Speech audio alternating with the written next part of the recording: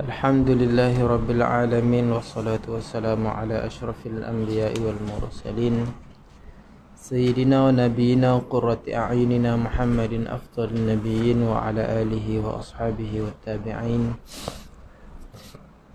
سبحانك لا علم لنا إلا ما علمتنا إنك أنت العليم الحكيم. رب اشرح لي صدري ويسر لي أمري واحلل عقدة من لساني يفقهوا قولي.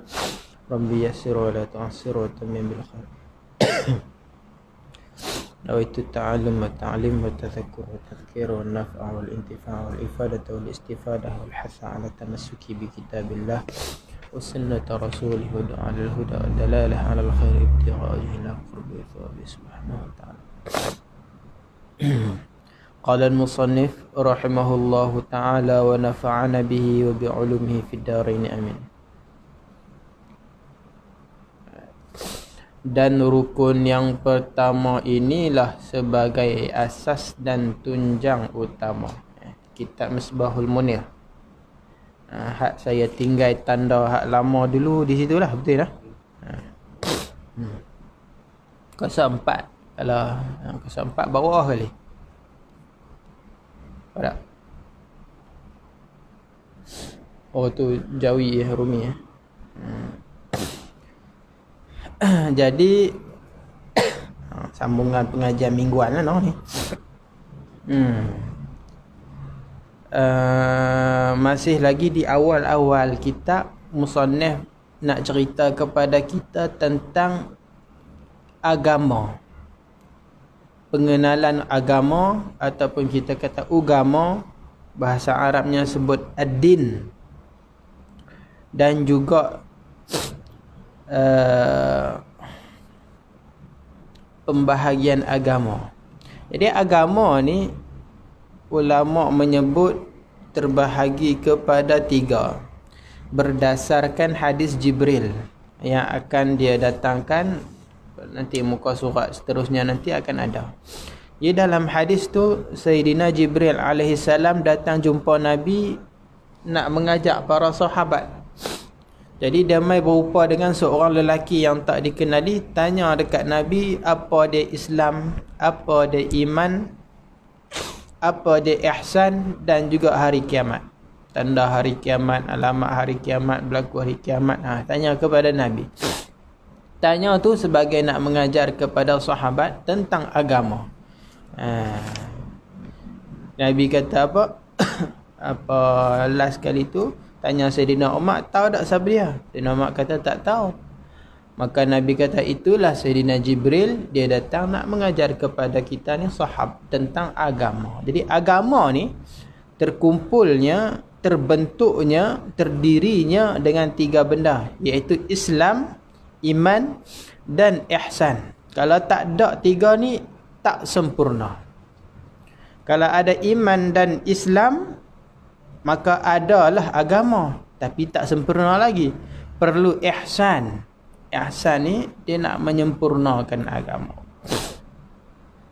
Kemudian musannif cerita dekat kita tentang Islam. Dan Islam tu rukun yang pertamanya adalah syahadah.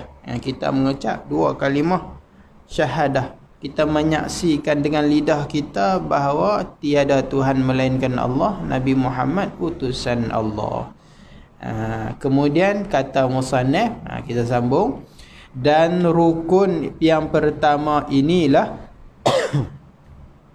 sebagai asas dan tunjang utama bagi seseorang Islam. Ini asas dan tunjang utama sekali. Nak nama orang tu orang Islam, kena mengucap dulu. Bila dia mengucap, maka selesailah dia Islam. Selama mana dia mengucap, walaupun perbuatan dia tu ada keraguan lah, kita kata, kita terima. Sebab Islam ni menghukum secara zahir. Mengucap saja seseorang tu terima. Seperti mana pernah berlaku dalam satu kisah perang kan, masyhur cerita ni. Apabila seorang sahabat tu berperang dengan seorang kafir, bila kawan tu jatuh dah tak boleh nak bangun, dia nak kalah dah, dia terus mengucap asyhadu an la ilaha illallah asyhadu anna muhammadar rasulullah. Kak sahabat ni pancung kepala dia. Sampai cerita tu kepada Rasulullah. Rasulullah tanya, apa siapa kamu pancung kepala dia? Dia kata, ya Rasulullah, dia mengucap pasal dia takut. Dia takut aku bunuh dia. Bukan sebab dia nak masuk Islam. Memang betul lah. Situasi tu betul lah. Sebab sahabat ni, dia tahulah, kenal lah kan, orang yang nak masuk Islam dengan orang yang tak mau nak masuk Islam ni. Tapi apa kata Nabi? Nabi kata, kita tak tahu hati dia macam mana. Islam ni, agama ni kita hukum secara zahir. Begitu juga puak-puak munafik. Nabi ni, Sayyidina Jibril bagi tahu semua. Bahkan ada sebahagian sahabat yang menyimpan rahsia orang-orang munafik. Nabi bagi tahu ke dia, orang munafik fulan. Nabi tahu munafik Madinah, munafik ni kafir. Depa bukannya Islam, cuma menzahirkan izharul Islam. Depa menzahirkan Islam tapi wa idmarul kufr. Depa simpan kekufuran tu dalam hati. Tu munafik. Depa berlakon sebab apa? Depa dah lemah, Islam dah kuat, Islam dah kuasai Madinah. Maka depa pura-pura depan Nabi. Tapi Nabi, walaupun Nabi tahu isi hati, Nabi tak halau depa, Nabi tak bunuh depa. Nabi tetap muamalah seperti Islam. Sembahyang sekali, bagi sembahyang sekali, ajak pergi perang apa semua. Cumanya apabila mati saja depa, Nabi tak pergi sembahyang mayat. Apabila Nabi tak pergi, kemudian ada sahibus sirri Nabi, Uzaifah Al-Yamani pun tak pergi. Sahabat lain pun kata, ni dia ni munafik dah ni. Dua orang tak pergi. Jadi asas Islam kita tu dengan mengucap dua kalimah syahadah. Apabila kita mengucap, alhamdulillah. Apabila mengucap seseorang tu, kita hukumkan dia dengan Islam lah. Baik.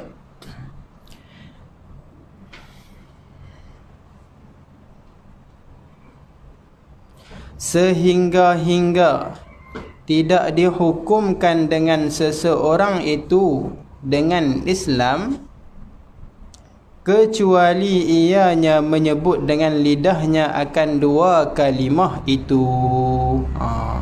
Kita tak hukum selagi mana dia tak mengucap dua kalimah syahadah. Walaupun dia beriman, walaupun dia percaya Tuhan, dia percaya malaikat, dia percaya Rasul, dia percaya Nabi, dia percaya semua. Contoh dia siapa? Ulama Yahudi. Dia percaya, dia mengaku. Dia mengaku Rasul tu ada, dia mengaku Allah tu ada, dia mengaku malaikat tu ada. Cumanya dia degil, dia tak mau nak masuk Islam, dia tak mau nak mengucap, maka dia tak Islam. Dia bukannya orang Islam, dia hukum kafir.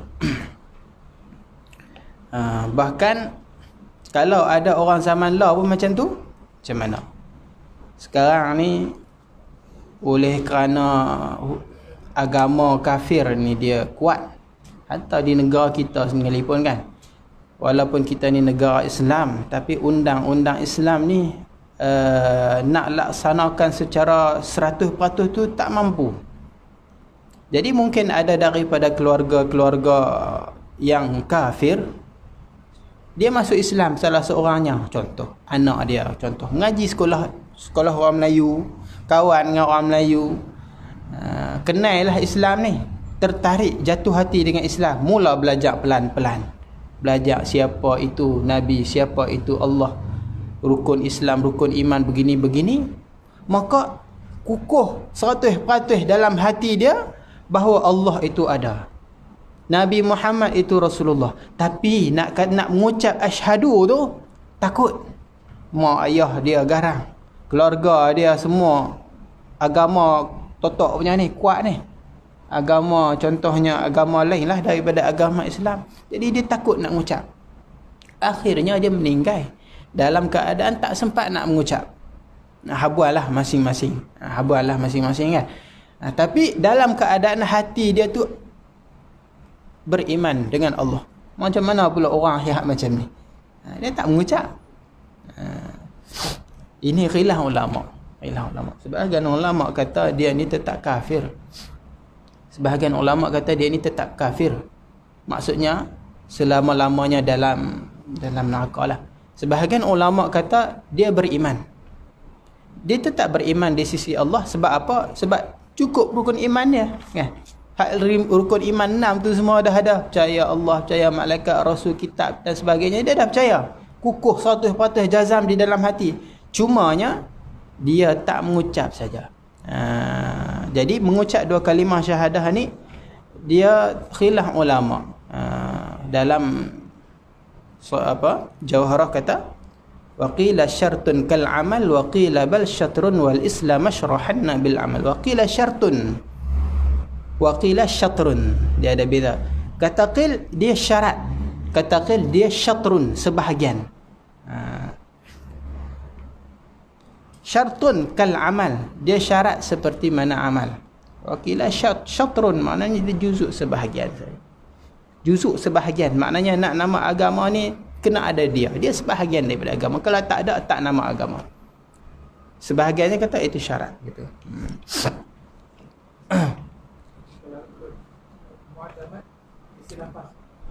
Kena lafaz. Dia lafaz ni syarat untuk kita muamalah Islam di dunia. Muamalah yang adapun dia hukum kafir ataupun beriman di sisi Allah itu khilaf lah. Tapi adapun muamalah di dunia, sama ada dia beriman ataupun dia berlakon, apabila dia mengucap dua kalimah syahadah, maka kita boleh sembahyang dengan dia, kita boleh bagi dia sembelih, kita boleh apabila dia mati tanam di kubur orang Islam. Muamalah Islam tu semua kita boleh buat dengan dia bila dia mengucap dua kalimah syahadah. Dia lagu macam ada kad lah. Kawan Amin ada seorang. Dia kawan dia sembahyang lama dah, dia ikut orang sembahyang. Sebab mak angkat dia Islam. Dia ikut orang sembahyang lama. Dia orang sembahyang, mak angkat dia dengan pimpin sembahyang pergi sembahyang. Ikut. Lepas tu? Puasa lama dah 15 tahun, 20 tahun dah. Tu dia. Kalau tak nak dengar lagi dia ucap. Dia tak nak kata dia ucap. Tapi tu dia kan. Dia kata saya ikut pendek sembahyang. Tu lah. Dahsyat 15 tahun dah puasa, dahsyat. Orang Melayu pun ada belum tak puasa sampai gelar Tapi dia tak mengucap lagi. Tak pernah dengar lagi. Tahulah dia tak ngaku lah. Dia kata dia dah mengucap. Mungkin dia nak sembunyilah kan situasi lah ni kan. Kalau selalunya lah, kalau dah dia boleh zahirkan, dia boleh sembahyang, boleh puasa sampai 15 tahun, kita kata takkan dia tak mengucap kan. Selalunya orang tak mau mengucap ni dia takut. Dia boleh jadilah kan. Lah agama bebas kan. Nak sembahyang, nak puasa, nak pergi beraya boleh bebas. Cuma dia kata dia tak Islam lagi dia tak. Mungkin takut ataupun sebagainya, Allah a'lam lah. Kalau dia tak mengucap tak terima. Tak terima sebab dia syarat. Syaratun kal amal. Dia syarat. Tak cukup syarat tak diterima lah amalan dia.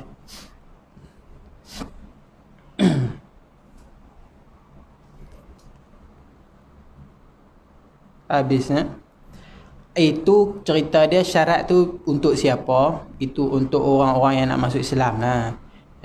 Tetapi orang-orang yang sudah Islam dua ibu bapaknya, tidak wajib lagi mereka itu menyebut dua kalimah itu, kerana memadai dengan menurut jua. Ini orang panggil Islam bakar ya? Bakar keturunan. Sama. Kita mak ayah kita, sebab di dalam agama kita akan ikut siapa yang paling mulia. Sama ada mak ataupun ayah apabila beragama Islam, automatik anak akan Islam. Walaupun salah seorang, yang mana satu pun tak apa. Mak Islam kahwin dengan, contohlah agama zaman lah ni kan, tak boleh lah kahwin dengan kafir. Contoh, kahwin dengan orang Kristian. Orang Kristian ada khilaf ulama, ada pendapat. Kalau dengan Buddha tak boleh. Agama yang bukan ahli kitab ni tak ada khilaf ulama, tak boleh. Adapun kahwin dengan bangsa Bani Israel ataupun yang beragama Kristian, dia ada syarat dia untuk mensahkan nikah. Tapi ala kul hal kita tetap bukan Islam. Cumanya apabila dapat anak, apa hukum anak? Anak itu automatik akan jadi anak orang Islam. Dalam hukum kes kita ni, dalam hukum syarak, bukan apa undang-undang apa dunia adalah. Tapi dalam undang-undang syarak, apabila salah seorang dari mak ayah yang beragama Islam, anak automatik Islam. Kita ni alhamdulillah semua Islam. Allah pilih kita beranak lahir Islam. Rahmat. Dan berkata setengah ulama wajib juga berkata di dalam seumur hidupnya sekali supaya lepas tuntutan Allah Ta'ala. Kata sebagian ulama, walaupun kita ni mak ayah Islam, kena juga kata seumur hidup sekurang-kurang sekali. Banyak kali dah lah kita kata. Kita dah cakap banyak kali dah. Asyhadu an la ilaha illallah ni kan, ucap. Ada wirid izi apa semua yang memang ada syahadah siap dah dalam tu. Mayang pun kita ada mengucap. Baik. Sabda Nabi SAW di dalam hadis yang sahih bersabda, ia umirtu an uqatilan nas hatta yashhadu an la ilaha illallah al-hadis. Ini dalam hadis 40 ada hadis ke-8 riwayat daripada Ibnu Umar radhiyallahu anhu. Ibnu Umar dia meriwayatkan hadis ni. Nabi kata umirtu an uqatilan nas, artinya diperintah aku bahawa aku membunuh akan segala manusia sehingga menyaksi dan mengaku lidah mereka itu bahwasanya tidak ada Tuhan melainkan Allah. Hingga akhir hadis. Al-hadis yakni ila akhir hadis lah. Hadis tu sambungan dia, wa anna Muhammadar Rasulullah wa yuqimus shalah wa yutuz zakah fa idza fa'alu dzalika asamu minni dima'ahum wa amwalahum illa bihaqqil Islam.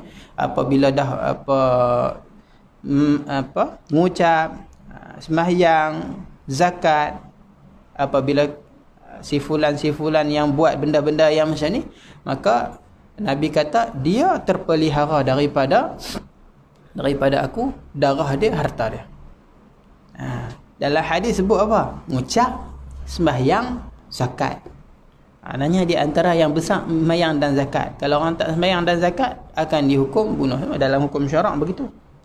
Orang yang tak sembahyang kemudian ditangkap oleh pemerintah bagi warning, suruh taubat, suruh sembahyang, tak mau, lebih daripada waktu dia dah, tak berubah juga, hukum pancung. Begitu juga zakat. Zakat ni sehingga diperangi. Di zaman Sayyidina Abu Bakar, apabila ramai yang tak mau bagi zakat. Sebab apa? Sebab Rasulullah dah meninggal, dah wafat. Sahabat kata, kami nak bagi buat apa lagi? Dulu kami bagi zakat kat Rasulullah. Bila kami bagi zakat kat Rasulullah, Rasulullah doakan kepada kami. Kami nak bagi buat apa lagi? Orang ramai yang tak mau nak bagi zakat. Sayyidina Umar waktu tu pun jadi macam lembut dah sikit. Payahlah kita kata. Payahlah ni semuanya sahabat lama dulu ni. Sayyidina Abu Bakar kata apa? Kalau Sayyidina Umar hang dulu keras lah ni, lembut dia kata. Kalau dulu mereka pernah bagi tali yang ikat unta tu pun lah mereka tak mau bagi, aku perang mereka. Tu kata Sayyidina Abu Bakar. Sebab apa? Sebab ini perintah Rasulullah. Rasulullah dah sebut, dia tahu kalau mereka bayar zakat, mereka sembahyang, mereka mengucap, terpelihara harta darah mereka. Kalau tak bayar, tak sembahyang, tak mengucap, Rasulullah isytihar perang. Isytihar perang. Ini hadis. Dalam hadis Arba'in ada. Itu yang pertama. Rukun Islam yang kedua, dia kata keduanya sembahyang 5 waktu.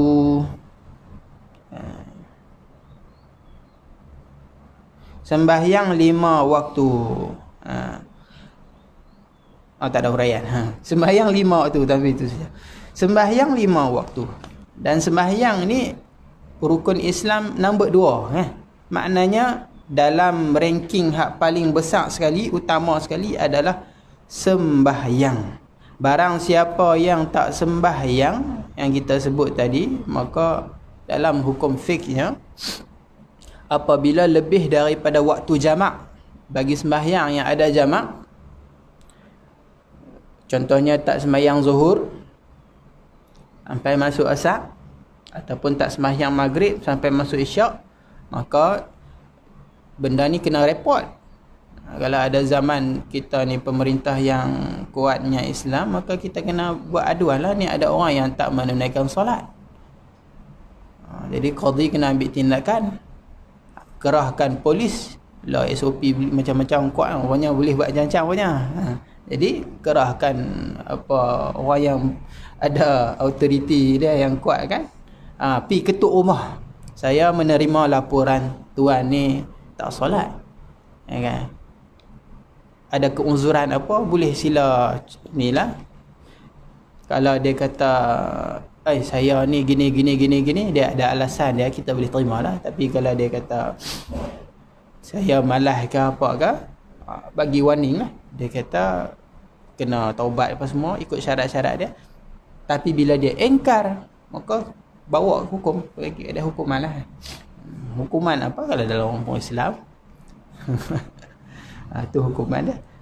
Sebab sembahyang ni as-salatu imaduddin, faman tarakaha faqad hadamaddin. Siapa yang tak sembahyang ni, dia meruntuhkan agama. Tapi adakah kita hukumkan dia kufur, kafir? Tak. Orang tak sembahyang ni, dia ada dua sebab. Sama ada malas, sama ada engkar dengan kewajipan. Yang menjatuhkan kufur ni bukan malas, engkar kewajipan walaupun dia rajin sembahyang. Yang faham? Kalau dia tak sembahyang, tanya apa siapa ni? Allahu akbar, penat buat kerja ni, pasal malas ni. Tahu tak sembahyang tu wajib? Oh tahu, tapi itulah malas. Lutut ni lembut dia dah. Tuha dah, baru balik buat kerja, penat ni, tak larat. Tak dah nak sembahyang maghrib, kalau kok ni ada dia dah. Itu jadi kafir tak? Tak jadi kafir. Dia cuma pemalas, penyegan. Tak kafir lagi. Tapi dia berdosa lah, dosa besar. Tapi kalau orang tu rajin sembahyang sekalipun, sembahyang maghrib, fardu ni tak pernah tinggal, witir lagi, duha lagi, dia kata apa? Hang rajin sembahyang, alhamdulillah, Allah bagi kerajinan, dia kata. Walaupun sembahyang tak wajib. Sembahyang tak wajib. Dia kata, sembahyang lah, siapa nak sembahyang? Dia nak masuk syurga cepat, sembahyang banyak, dia kata. Tak, kalau tak mau masuk, tak apalah, tak sembahyang, tak apalah. Kita janganlah duk marah orang tak sembahyang tu kan, dia tak rajin je. Yang ni kafir. Sebab apa? Dia kata bukan sembahyang sunat tu, sembahyang hak 5 waktu ni. Sembahyang subuh wajib tak? Dia kata tak wajib. Sembahyang maghrib wajib tak? Tak wajib. Siapa rajin buat? Yang ni kafir. Mengingkar kewajipan fardu solah ni kafir. Walaupun dia sembahyang. Kalau tak sembahyang tapi tak ingkar, itu tak kafir lagi. Itu baru kita panggil dosa. Sebab itu hukum orang yang tinggal sembahyang, malas, hukum dia Islam. Lepas pancung kena tanam di perkuburan orang Islam, mandikan dia macam orang Islam. Tapi kalau orang yang ingkar tinggal sebab ingkar tentang kewajipan, maka dia dihukum murtad lah. Muamalah dia seperti muamalah orang kafir. Tak mandi, tak tanam di perkuburan orang Islam. Sembahyang ni besar. Sembahyang ni besar. Bahkan di satu hadis yang lain, Nabi kata, awwalu ma yuhasabu bihi al-'abdu yaumal qiyamah as-salah. Benda pertama hak Nabi hamba ni akan dihisap, dikira sembahyang. Kalau sembahyang ni elok, maka eloklah sekalian amal. Kalau sembahyang ni tak elok sekalian amal. Sebab sembahyang ni orang panggil apa? Tanha anil fahsya dan munkar kan. Sembahyang ni boleh membentuk peribadi. Apabila seorang tu cantik solat dia, jaga solat dia, secara automatik amalan lain dia akan menjaga. Kalau sembahyang dia tak jaga, tak cantik, maka secara automatik amalan lain pun dia akan jadi buruk, tak cantik. Sebab itu benda pertama yang kita ajarkan kepada anak adalah solat. Dalam dari segi ibadah ni kan, kita ajak solat. Sebab apa? Solat ni boleh membentuk peribadi anak-anak tu, supaya dia jadi manusia yang baik. Sebab Nabi sendiri kata, amalan kalau solat ni baik, hak lain akan jadi baik. Bila hisab, lepas kiamat ni, sembahyang okey, semua okey, insya-Allah amalan lain pun akan okey lah. Tapi kalau sembahyang tak okey, yang lain pun tak okey.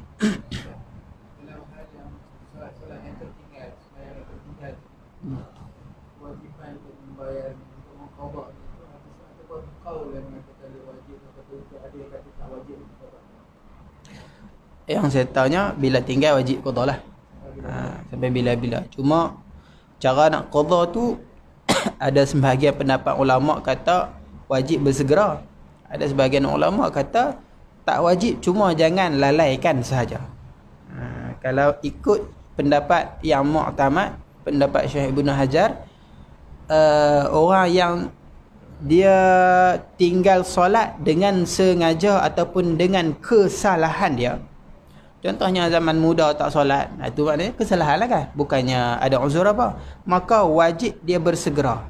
Maksud bersegera ni, tolak waktu dia rehat, tolak waktu dia tidur makan, tolak waktu dia kerja, hak lain dia kena sembahyang qada. Tak boleh pergi mana, pergi kenuri pun tak tersadar pergi. Itu pendapat Syekh Ibnu Hajar lagu tu, keras sikit, dan dia mu'tamad mazhab Syafi'i. Tapi ada sebahagian pendapat ulama dan sebahagiannya pendapat Abi Abdul Imam Haddad sendiri kan, dia kata bolehlah, bukan secara faur, bukan secara cepat lah, tapi cuma jangan kita lalaikan sajalah. Ada waktu buat, ada lapang buat begitu.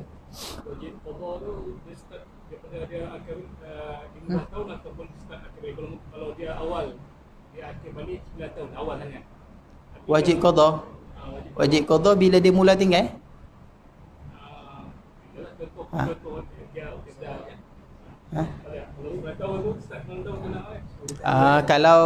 Kalau dia tak balik lagi, mak ayah yang wajib perintahkan dia qada. Dia tidak ada hukum taklif lagi.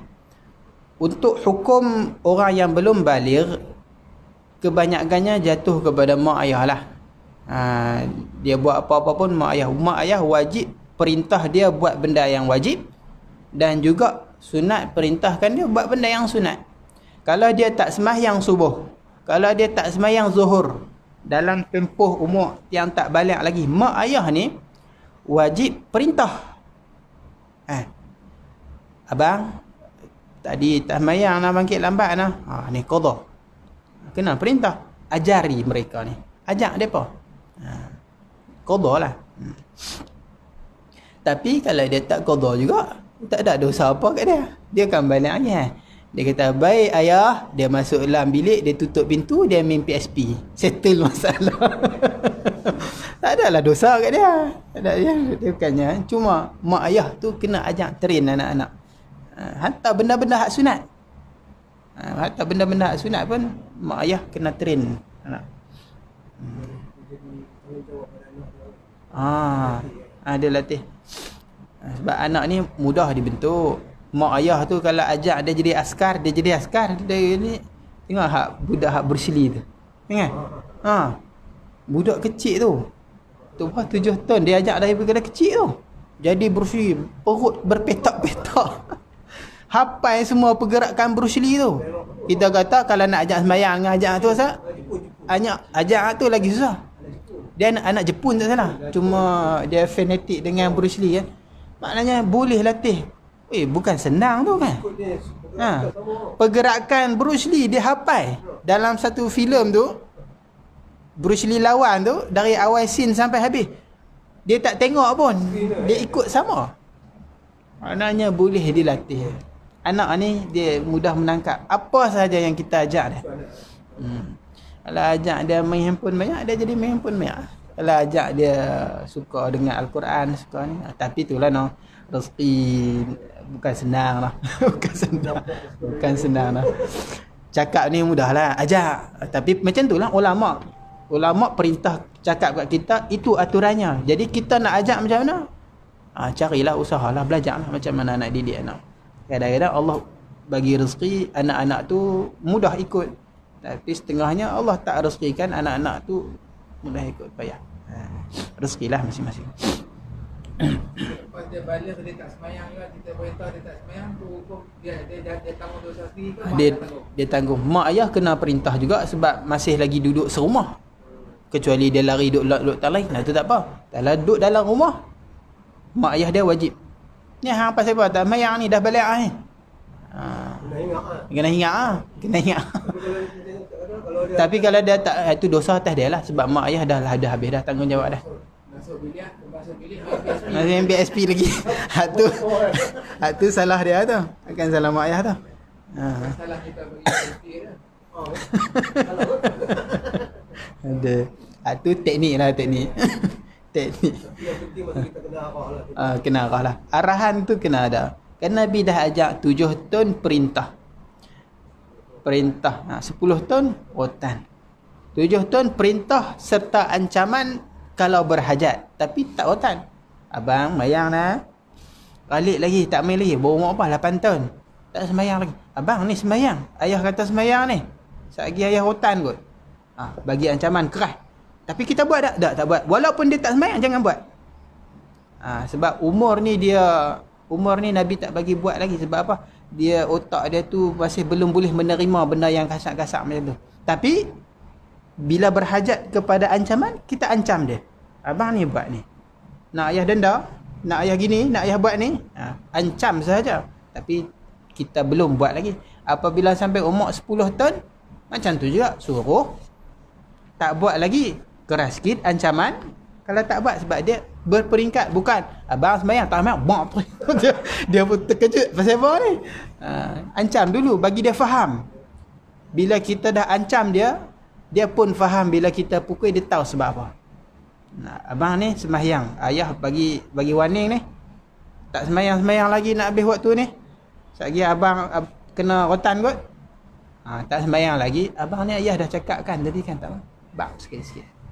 Bukan nak bagi dia patah tulang pada, tak nak bagi dia ni saja. Kata ulama ghair mubarrih, yang tak melukakan dia. Ambil kain ke, nak bagi dia berasa takut je, bukan nak nah, patah dah luka.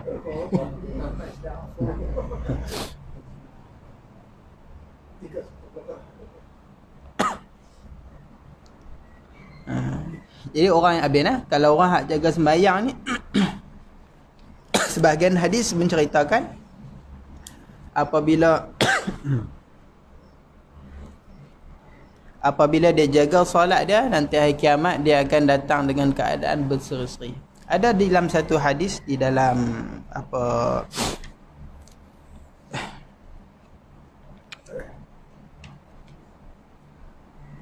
di dalam kitab Ihya, kitab Imam Al-Ghazali, cerita kelebihan solat orang yang jaga solat ni kan. Hari kiamat nanti, dalam terjemahnya begitulah, ada tabaqat manusia yang berhimpun, berkumpul nak mai masuk ke dalam syurga. Ada satu yang pertama tu mai berseri-seri cahaya dia macam matahari. Malaikat tanya, kamu siapa? Maka depa kata, kami ni orang yang menjaga solat. Malaikat tanya, kamu jaga solat macam mana? Kami jaga solat dengan cara ketika azan kami dah ada dalam masjid. Itu cara kami menjaga solat. Maka hari kiamat nanti mai ni cahaya macam cahaya matahari, terang satu dunia. Maknanya terang satu dunia lah. Cahaya dia terang.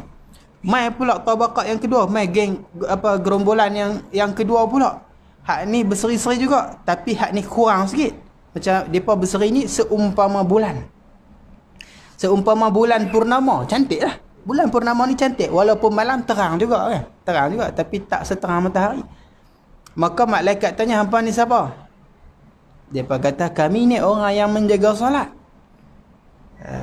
Malaikat tanya, kaifa muhafazatukum? Kamu jaga macam mana? Dia kata, kami berwuduk sebelum masuk waktu dan kami hadir ketika kami mendengar azan. Hak tadi azan dah dalam masjid. Hak ni dia kata, kami dah wuduk standby siap sebelum masuk waktu. Masuk saja waktu, azan saja, kami dah on the way ke masjid. Jadi dia kurang sikit, tapi tetap bercahaya, berseri. Mai pula yang ketiga. Depa ni tak seterang bulan, tapi depa ni bergemerlipan macam bintang. Ada cahaya, seri tu ada juga. Ada seri juga. Malaikat tanya, kamu ni siapa? Kami ni orang yang menjaga solat. Macam mana kamu jaga solat? Dia kata, kami menjaga solat dengan bahawa azan saja kami wuduk. Dengar azan, masuk waktu dah, wuduk. Mudah-mudahan koman-koman kita dapat tu kan. Kita dengar azan dah ni, wuduk tu.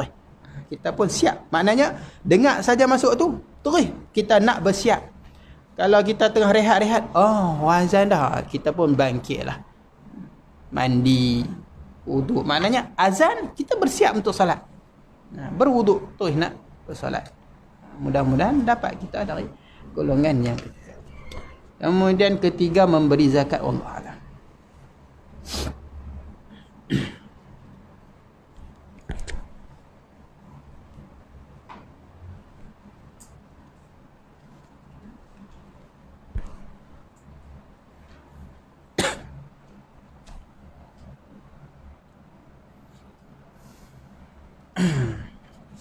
Tak jauh rumah pun. Kitab saya tanda had last dulu di muka surat 5, maka memikirkan bawah sekali, last sekali. Betul tak? Betul tak?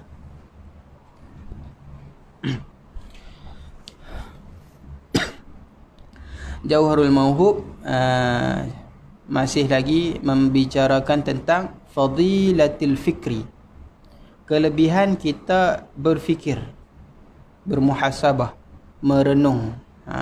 Apa kelebihan dia? Banyak kelebihan dia. Dah disebut dulu kan. Banyak kelebihan dia. Ini di antara sebab apa muqaddimah? Sebab ini di antara tambahan daripada musannaf. Tambahan daripada Syekh Ali ni. Syekh Ali Al-Kalantani ni, dia tambah. Sebab daripada kitab asal daripada kitab Lubul Hadis tidak ada fadilatul fikri ni. Dalam kitab hadis bab pertama dia cerita terus tentang kelebihan ilmu dan ulama. Sebab tu dia buat sini muqaddimah. Jadi apa kata musannaf? Dia kata maka memikirkan pada segala kejadian Allah itu sebesar-besar qurabat. Qurabat ni maknanya apa? Kita terjemah kebajikan lah, no? Sebesar-besar ibadah lah kita kata. Sebesar-besar ibadah. Jadi hanya dengan merenung, duduk saja petang-petang tu, pergi duduk kat beranda, bawa kopi panas cawan, ambil roti meri, celup, makan. Sambil hati kita ni ingat tentang, duk fikir kejadian Allah. Itu qurabat. Itu ibadah. Itu ibadah. Ibadah yang mendatangkan diri dengan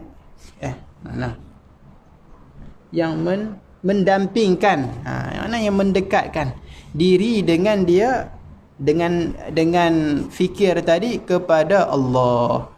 Bila kita fikir tentang kejadian Allah, maka menghampirkan diri kita kepada Allah. Sebab bila kita kenal makhluk Allah, kejadian Allah, makna makhluk ciptaan Allah, langit bumi, hak di langit, hak di bumi semua, maka kita kenal Allah. Sebab dengan kita memikir makhluk, kita akan mengenal Khalik kan? Dan terlebih hampir segala kejadian Allah kepada engkau itu diri engkau. Maka tilik engkau pada kejadian diri engkau daripada indah susunannya dan cenderung syahwatnya dan segala pendapatnya, gitu. Dan memadalah pada mengambil iktibar kerana firman Allah Ta'ala, wa fi anfusikum afala tubsirun, dan pada diri kamu maka tiadakah kamu lihat. Jadi renung. Pertama tengok diri kita sendirilah. Kita ni pun salah satu kejadian Allah yang paling kita kata kita boleh faham tak diri kita. Kita faham setiap inci tubuh badan kita, kita faham perangai kita, kita faham kejadian kita. Renung. Tuhan kata wa fi anfusikum afala tubsirun. Diri kamu kenapa kamu tak merenungkan? Renunglah diri, tengok kejadian diri kamu ni. Di dalam sebahagian warid daripada hadis menyebut man arafa nafsah arafa rabbah kan. Barang siapa mengenal diri dia, maka dia akan mengenal Tuhan dia. Renung tengok diri kita ni. Bila kita renung, kita akan jumpa berbagai-bagai hikmah. Ada hikmah yang kita jumpa itu menyebabkan kita mengenal Allah. Ada hikmah yang kita jumpa tu menyebabkan kita semakin hampir kepada Allah. Ada hikmah yang kita tengok tu menyebabkan kita ni berasa rendah diri dengan Allah.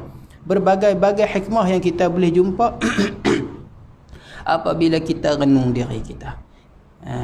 Tentang kejadian ciptaan Allah, kata Jawharah, fanzur ila nafsika thumma intaqili lil alamil ulwi thumma sufli tajid bihi sun'an badi'al hikami lakin bihi qama dalilul alami. Fanzur ila nafsika, mula-mula tengok diri kamu, kejadian diri kamu. Thumma intaqil ila alamil ulwi, kemudian berpindah pula kepada alam yang tinggi.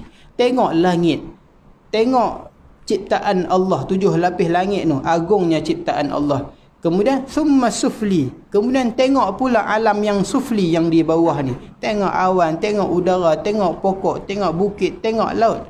Tajid bihi sun'an badi'al hikami, kamu akan dapati ada pencipta yang sangat badi'al hikami yang sangat pintar, yang sangat hebat, yang cipta dia tanpa meniru apa-apa. Ciptaan Allah tak tiru apa-apa. Sentiasa ada kelainan dalam setiap satu ciptaan Allah. Tengok National Geographic kan. Oh, ajib-ajib semuanya benda yang Allah cipta ni. Tengok diri kita sendiri pun kita boleh jumpa macam-macam. Kalau kita tak reti nak tengok alih, tengok diri kita.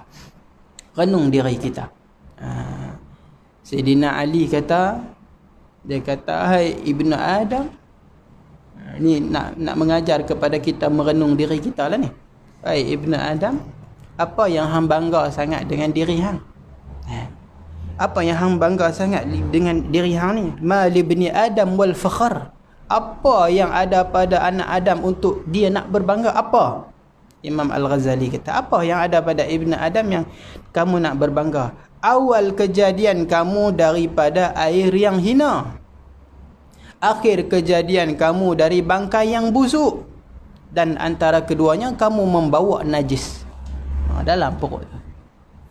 Kita dulu kejadian kita, bahasa Tok Guru saya kata dulu, Ustaz Sobri kata dulu, kita ni lahir pak kita kencing kat kita. Pak kita kencing tu keluar kita. Betul tak? Kita keluar kot saluran kencing. Lebih kurang lah kan? Lebih kurang lah. Ikut sains tu jangan kira sangat. Kita kata lebih kurang lah. Keluar kot kencing, maknanya pak kita kencing. Bukan keluar kot mulia, tempat mulia. Tak keluar kot mulut, tak keluar kot tangan. Tapi keluar kot tempat pak kita duk buang kencing tiap-tiap hari tu. Keluar kot tu. Masuk pun bukan kot pintu elok-elok dah. Masuk pun kot pintu tak elok pun. Duduk dalam perut mak kita.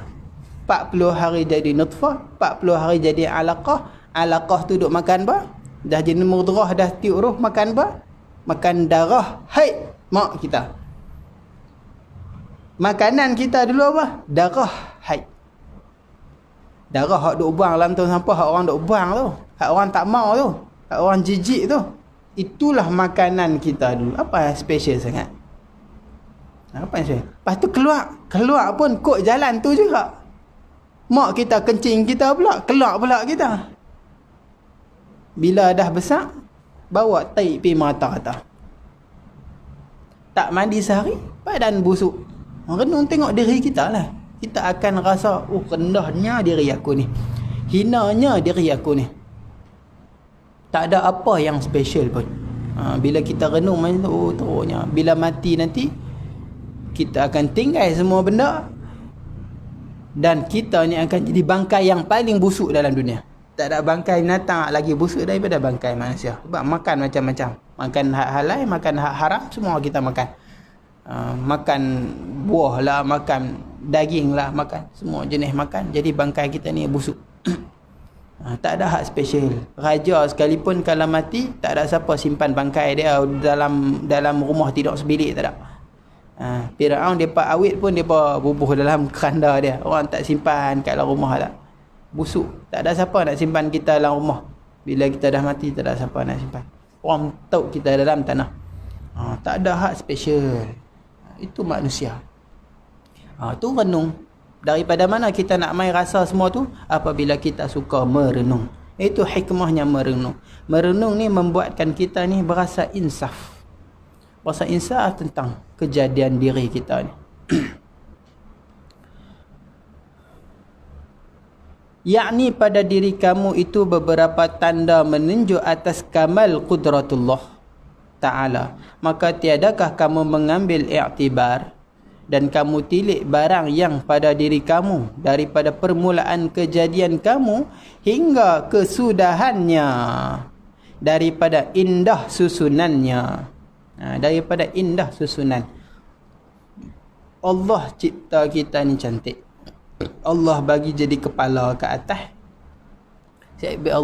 Kenapa Allah tak bagi jadi kepala kat celah kangkang? Kalau kepala duduk tentu, memang ada kepala hak lain. Tapi kepala atas ni, kepala besar ni, dia tak duduk kat kaki. Ciptaan Allah tu paling sempurna dah. Susunan Allah cipta tu cukup cantik. Mata di atas, hidung di bawah, di tengah, mulut di bawah sekali. Hidung duduk betul dengan atas mulut. Bila kita nak makan, kita bau dulu. Bau busuk, terus kita tak makan. Hikmah ciptaan Allah. Hidung tak terkalih ke atas. Kalau kalih ke atas, ayat hujan masuk kan. Tapi hidung duduk di bawah. Macam mana kejadian boleh jadi macam ni? Dia bukan secara semula jadi tak. Dia bukan secara kebetulan tak. Kalau bukan kerana ada orang yang mencipta, dia tak akan jadi sempurna macam ni. Kalau kayu banyaklah, kayu banyak-banyak, banjir kan kadang duk hanyut bawa. Kalau banjir tu hanyutkan kayu, bawa selonggok kayu dengan paku, dengan simen, bawa hanyut sampai kering satu tempat, adakah dia nak jadi sebiji rumah? Tak, dia tak akan jadi longgok macam tu. Sebab apa? Sebab tak ada yang mencipta. Tapi rumah ni jadi elok tersusun. Kayunya duduk di tempat, tiang duduk di tempat, pintu duduk di tempatnya, tingkat di tempatnya. Sebab apa? Sebab ada orang duk atur. Susun dia, letak dia, paku dia, tu cantik. Kalau takat hanyut main macam tu, dia tak akan jadi sebiji rumah.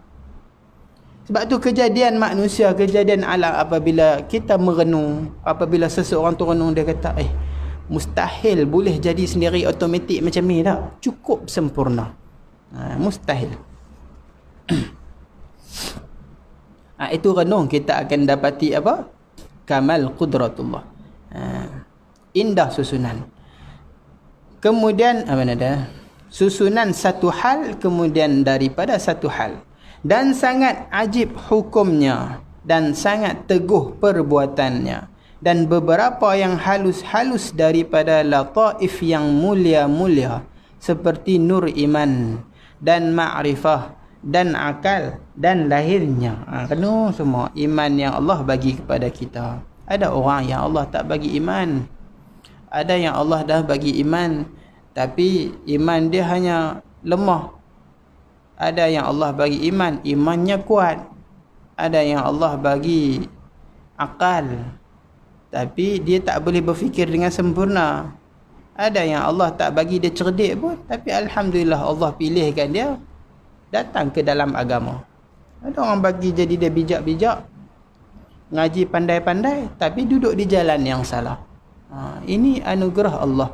Apa hikmah dia? Hikmah dia kena fikir dulu. Sebahagiannya kita jumpa, sebahagiannya kita tak jumpa. Sebahagiannya ulama dah bagi tahu apa hikmah sebalik kejadian-kejadian. Dan lainnya daripada perkara yang ajib-ajib, maka mengambil dalil kamu dengan dia atas ada khalik yang menjadikan dia. Bila kita fikir tu, kita tahu ada khalik yang menjadikan dia. Fikir mula diri kita lah.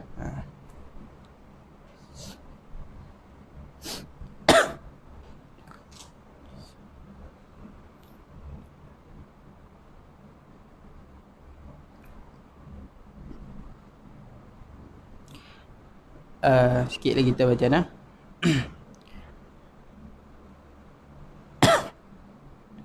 Dan sungguhnya telah menghiasi Allah Ta'ala akan manusia itu dengan beberapa anggota yang zahir. Allah jadikan kepada kita anggota yang zahir. Ada tangan, ada hidung, mata, kaki. Dan dihimpunkan padanya akan beberapa perkara yang berlawanan pada ma'ani yang batin. Ma'ani ni sifat-sifat yang ada lah. Contohnya pelihat kita, pendengar kita, perkata kita, sifat-sifat yang ada ni dipanggil ma'ani yang batin. Dan sifat-sifat hak lain lah. Contoh sifat hak lainnya ada, dan iaitu panas, dan sejuk dan kering dan basah. Ini semua ma'ani dipanggil. Ma'ani yang batin ni ada. Dalam badan kita ni ada panas, ada sejuk. Ada kering, ada basah. Sebab apa? Sebab kita ni cipta dia daripada air dan tanah kan. Walaqad khalaqnal insana min sulalatin min tin. Sulalah ni apa? Benda yang dicabut. Sebab air mani itu diambil daripada sulbi bapa, dicabut masuk ke dalam rahim mak. Daripada sulalah air mani pak campur dengan tanah. Sebahagian ulama kata kita ni malaikat rahim yang menjaga di dalam rahim ibu ketika mana ni sebahagian mufassirilah dia mentafsirkan makna tu. Dia kata sebahagiannya mentafsir bahawa ada malaikat yang menjaga hamil, kandungan. Malaikat banyak, setiap malaikat ada tugas. Hatta hak jaga kandungan pun ada. Allah jaga belaka kita ni. Hak duduk dalam perut tu pun Allah jaga. Hantar malaikat apabila nak membentuk janin, maka malaikat tu akan mengambil tanah yang ada di perkuburan tempat kita akan ditanam nanti dan dicampur dengan air mani, maka terbentuklah kita tu. Sulalatin min tin. Sulalah yang daripada tin, daripada tanah. Daripada tanah. Sebab dulu malaikat dia kutip belaka tanah. Dalam Tarikhul Khamis kan, saya pernah cerita malam tu kan. Tarikhul Khamis tu kata malaikat Azrail ni dia ambil semua tanah-tanah yang ada di muka bumi ni. Jadi tanah yang diambil daripada bumi itu, maka lahir zuriat Nabi Adam. Jadi siapa yang tanah dia diambil di Malaysia, maka nanti dia mati pun ke bumi di Malaysia. Siapa yang tanah dia dari Jepun, nanti dia mati pun akan duduk di Jepun. Itu sebahagian hikmah ulama sebutnya begitulah. Di dalam kitab surah.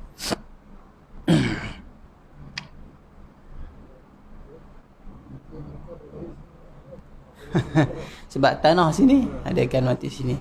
Macam kisah kejadian Nabi kita Muhammad sallallahu alaihi wasallam, sebahagian ulama menceritakan, ini hanya hikmah cerita di dalam kitab lah. Dia kata asal tanah Nabi kita dibuat dulu sebelum tanah Nabi Adam. Maka malaikat mengenal Nabi kita sebelum daripada mengenal Nabi Adam. Tanah Nabi kita ni dibentuk dulu, iaitu diambil di Madinah, di tempat Nabi dimakamkan. Tetapi asal tanah itu dari Mekah. Kata ulama begitu. Sebahagian ulama kata begitu. Asal tanah tu di Mekah. Wallah alam macam mana banjir bawa apa, tanah tu mai duduk di Madinah. Tanah tu tanah yang putih. Kata ulama, Allah perintahkan malaikat sebelum cipta Nabi Adam tu ambil satu tanah putih yang ada di Madinah. Maka dibentuknya tanah untuk Nabi kita Muhammad sallallahu alaihi wasallam. Kemudian dibuat tawaf di dunia, di syurga, di semua. Maka malaikat kenal dulu Nabi kita. Kemudian dimasukkan di dalam tanah Nabi Adam. Tin yang Nabi Adam punya. Itu sebahagian ulama cerita gitu. Bukan satu akidah untuk kita yang tikut, tapi itu ulama cerita dalam kitab lah. Sebab tu Nabi kita wafat di Madinah Al-Munawwarah. Mana nak stop tahu dah.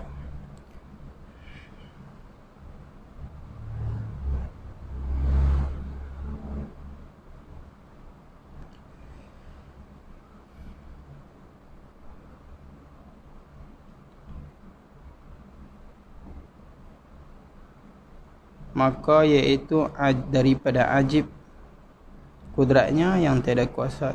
Bantis itulah. Maka iaitu daripada ajib. Sekali lagi baca kita perhabis bab ni. Maka iaitu daripada ajib.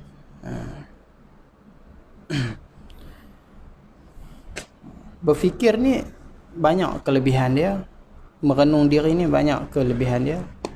Bahkan jadi satu kewajipan. Sebab untuk mengenal Allah, untuk mengenal Allah, maka kita wajib berfikir. Wasilah Wasilah nak mengenal Allah secara ilmi ni kena berfikir. Kalau tak fikir, maka fikir itu ibadah. Sebab tu mengaji ni pahala dia besar. Sebab salah satu dia, selain daripada kita dengar, selain daripada kita tengok, adalah kita berfikir. Tu pahala semua asing-asing bercampur gol ibadah di dalam ketika menuntut ilmu ni. Mendengar setiap satu huruf, setiap satu perkataan ada pahalanya. Kita melihat, sebab dalam hadis-hadis pandangan melihat, kita tengok kitab, kita tengok orang guru, kita tengok itu semua ada pahala asing. Kita jatuh rasa cinta dengan ilmu, itu pun pahala asing, itu pun kelebihan asing. Dan kita berfikir, bila dengar kita berfikir, itu pun pahala kelebihan asing. Banyak kelebihan. Sebab tu menuntut ilmu ni athna sairil a'mali, kata Zubair. Dia mengatasi segala jenis amalan hak lain. Dia mengatasi segala amalan yang lain. Dia banyak pahala dia. Menuntut ilmu ni pahala dia cukup besar. Allah a'lam. A'udzubillahi minasyaitonirrajim. Bismillahirrahmanirrahim. Alhamdulillahirabbil alamin. Salatu wassalamu ala Rasulillah wa ala alihi wa sahbihi wa man walah. Allahumma 'allimna ma jahilna wanfa'na bima 'allamtana waj'alna minal mukhlisin waj'alna minal mukhlisin waj'alna minal mukhlisin. Sallallahu ala sayyidina Muhammadin wa ala alihi wa sahbihi. Alhamdulillah.